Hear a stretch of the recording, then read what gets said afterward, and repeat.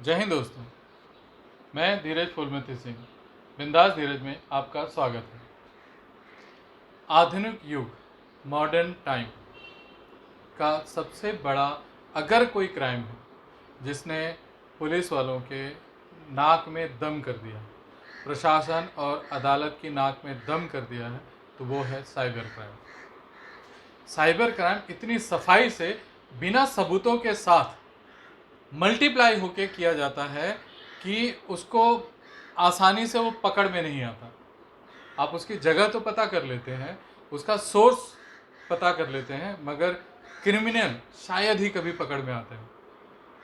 ऐसा माना जाता है कि एक बार साइबर क्राइम आपके साथ घट गया तो आप समझ लीजिए कि आपको सिर्फ आश्वासन मिलेगा, सांत्वना मिलेगी, या आपको सब्र करके चुपचाप बैठ जाना पड़ेगा। आप समझ सकते हैं कि आपका पैसा, आपका संपत्ति डूबा। मेरे साथ भी ऐसा ही हुआ था। मेरे एक बहुत करीबी मित्र हैं, डॉक्टर दंपत्ति हैं। उनकी पत्नी फेसबुक हमेशा चलाती रहती थी, तो उनको किसी विदेशी ने एक बार रिक्वेस्ट भेजा।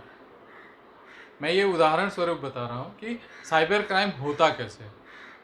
तो विदेशी मतलब उनको यूके से एक रिक्वेस्ट आया, उन्होंने एक्सेप्ट किया। उस व्यक्ति से उनकी बातचीत होती थी, वो इंग्लिश में बोलता था, ये टूटी फूटी इंग्लिश में ये भी बोलती थी। एक दिन उस व्यक्ति ने उनको प्रपोज़ल दिया। उनका एक्चुअली प्रपोज़ल देने का कारण ये था कि उनका अगले दिन बर्थडे था। तो उस व्यक्ति ने बोला कि कल आपका बर्थडे है, मैं आपको गिफ्ट देना चाहता हूँ। उन्होंने मना कर दिया, मगर फिर दूसरे दिन उनको एक कस्टम का फ़ोन आया कि मैडम, आपके नाम से एक बड़ा सा पार्सल आया है, उसमें कुछ कैश हैं और कुछ ज्वेलरीज हैं। इसको आपको छुड़ाने के लिए कुछ कस्टम ड्यूटी भरनी पड़ेगी, क्योंकि इसकी कस्टम ड्यूटी भरी नहीं गई। उन्होंने पूछा ये कितने का होगा, तो कस्टम वाले ने बताया तकरीबन 90 लाख रुपए का। अब भागते भूत की लंगूटी भली, अंधे को क्या मिले, दो आंखें। अब इनको थोड़ा सा लालच आ गया कि 90 लाख रुपए की चीज़ गिफ्ट में किसी विदेशी ने भेजी है जो उनको जानता तक नहीं है। और कहते हैं ना, लालच सबसे बुरी बला है, आपको वो फंसा देती है। उनके साथ भी वही हुआ। कस्टम ऑफिसर से उन्होंने पूछा कि कितना मुझे कस्टम भरना पड़ेगा, तो कस्टम ऑफिसर ने बोला तकरीबन 2.5 लाख रुपये। उन्होंने ऐसे तैसे जमा किया, मुझे भी फ़ोन किया, मैंने नहीं दिया, मैंने उनको समझाया मगर नहीं माने वो। मेरे जाने अनजाने उन्होंने 2.5 लाख रुपया उस कस्टम ऑफिसर के बताए हुए खाते में डाल दिया। वो खाता स्टेट बैंक ऑफ इंडिया का था, उसमें उन्होंने डाल दिया। तीसरे दिन फिर दिल्ली से फ़ोन आया कि मैडम, आपने 2.5 लाख रुपया डाला है, मगर गलती से ये है कि उसमें कैश भी है, आपको इतना और देना पड़ेगा। फिर उन्होंने लालच में आके वो डाल दिया। फिर उन्होंने बोला, फिर उसके बाद तीसरे दिन किसी पुलिस वाले का फ़ोन आया, मैडम आपके नाम से ये इतना सामान आया हुआ है, अगर आप इतना पैसा नहीं भरेंगे तो हम आपको अरेस्ट करने आ रहे हैं। अब ये डर गई। डरने के बाद उन्होंने फिर कुछ पैसे भर दिए, तकरीबन 8.5 लाख रुपए। ध्यान दीजिएगा दोस्तों, 8.5 लाख रुपया छोटी मोटी चीज़ नहीं है ये। 8.5 लाख रुपया गंवाने के बाद उनको सद्बुद्धि आई। मुझे फ़ोन किया, मैं पुलिस चौकी में उनको लेके गया, पुलिस स्टेशन में गए, हमने कंप्लेंट दायर की। आज तक क्रिमिनल वो मिला नहीं है। क्रिमिनल क्राइम हो चुका है। साइबर क्राइम का सबसे बड़ा उदाहरण मेरी ज़िंदगी में ये था। बार बार। और एक और भी बात है कि साधारण आदमी तो दूर की बात है, ये डॉक्टर दंपत्ति है, मतलब ये पढ़े लिखे लोग हैं, नेता है, उठाई गिरा है, चोर है, अनपढ़ है, कम समझदार है, मजदूर है, किसान है, तो समझ में भी आता है कि लालच करे। ये तो शिक्षित वर्ग है जो समझदार होता है, उसके बावजूद ये फंस गया। कई बार साइबर क्राइम वाले और क्या करते हैं, आपको अचानक फ़ोन करेंगे, बताएंगे कि मेरा आपके नंबर से मिलता जुलता उनका नंबर होता है। उधर से फ़ोन आएगा, मैं फला फला बोल रहा हूँ, मेरा OTP नंबर आधार का आपके पास आ गया। अब आप उस लालच में उनको OTP दे देते हैं। आपका फ़ोन आपके बैंक खाते से जुड़ा होता है, उनको OTP मिला और आपका बैंक खाता ख़त्म, खाली। आपके पास पछताने और हाथ मलने के सिवा और कोई चारा नहीं रहता। आप साइबर क्राइम का शिकार हो चुके होते हैं।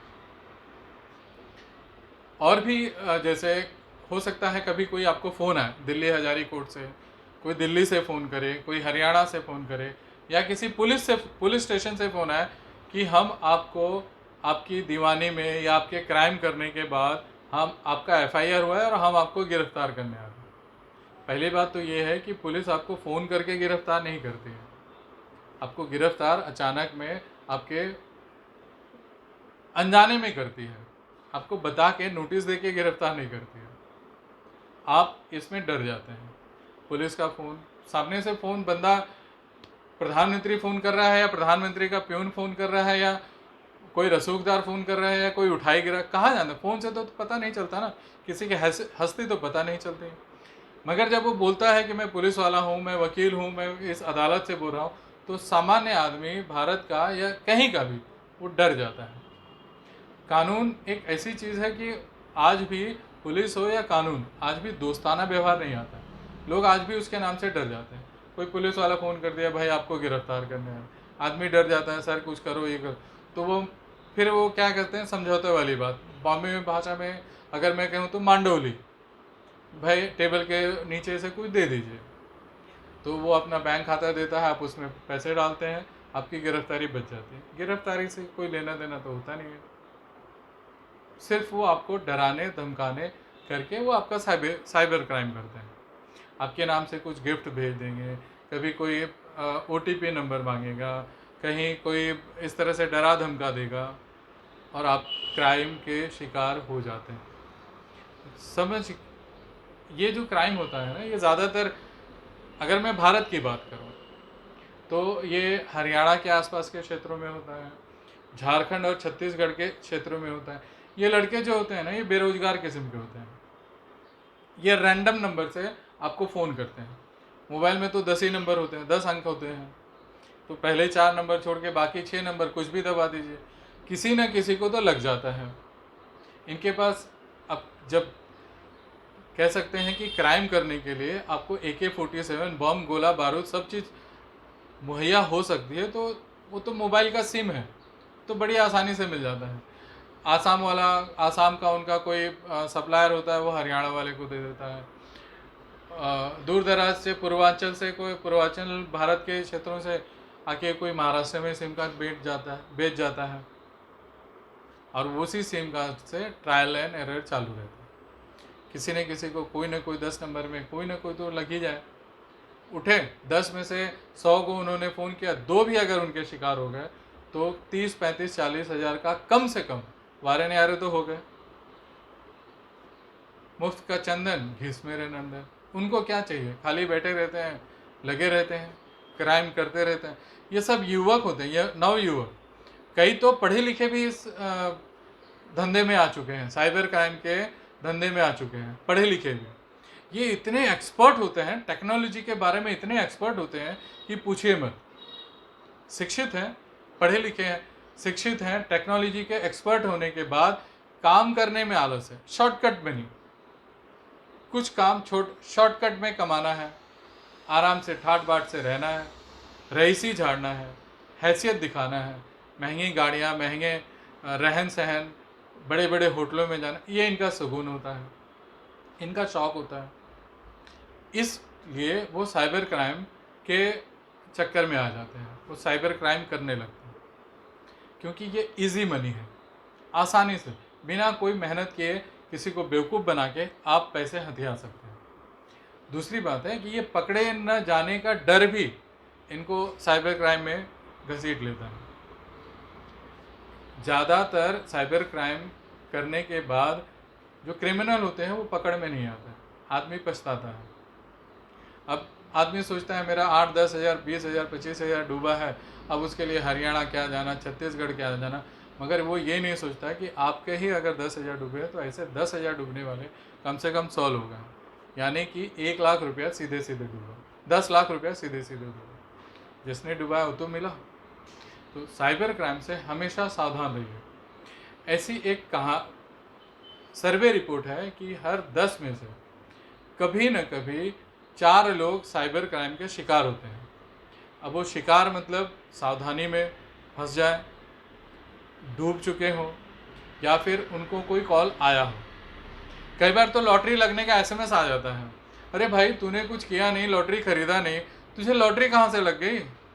वो भी 1-2 रुपए की नहीं, 10 लाख, 15 लाख, 1 करोड़, 2 करोड़। भाई कौन सा तुम कोई तुर्रम खान हो जो तुमको इतनी बड़ी लॉटरी लग गई? लोग लालच में आ जाते हैं कि यार 10 लाख रुपया मिल रहा है, 50 लाख मिल रहा है, 2 करोड़ रुपया मिल रहा है। कहाँ से मिल रहा है भाई? तुमने कौन सा कांड कर दिया जो तुमको पैसे मिल रहे हैं और तुम लालच में आके फंस जाते हो? वो लॉटरी का पैसा जमा करना है, उसमें फंसे। साइबर क्राइम से हमेशा सावधान रहिए, आप सुरक्षित रहेंगे। जितना हो सके आप पूरी तरह चेतनाग्रस्त रहिए, होशो हवास में रहिए। किसका फ़ोन आ रहा है, कहाँ से आ रहा है, क्या बोल रहा है, इसकी पूरी तरह ताकीद में रहिए, सावधान रहिए, सुरक्षित रहेंगे।